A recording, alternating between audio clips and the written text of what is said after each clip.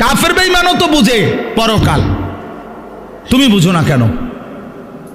কাফের বেঈমানের পরকালের ধারণা ভুল ধারণা, মানে পরকাল মানে, কিন্তু পরকালের ব্যাপারে তারা যেই ধ্যান ধারণা এটা তাদের ভুল।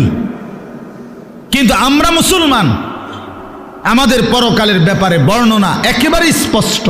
কোরআনুল কারীমের 3 ভাগের 2 ভাগই আখিরাত। আখিরাত। নবী সাল্লাল্লাহু আলাইহি সাল্লামের সারা জিন্দেগীর চোখের পানি উম্মতের জন্য যে কাঁদছেন 23টা বছর, কি জন্য? যে আল্লাহ 23 বছর নবী কাঁদছেন উম্মতের জন্য। কেন?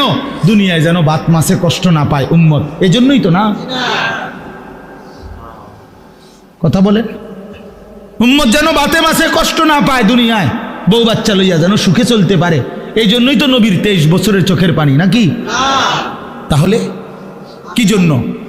কথা বলেন না, কোন জায়গার জন্য কাঁদছেন? তো সেই আখিরাত মিথ্যা?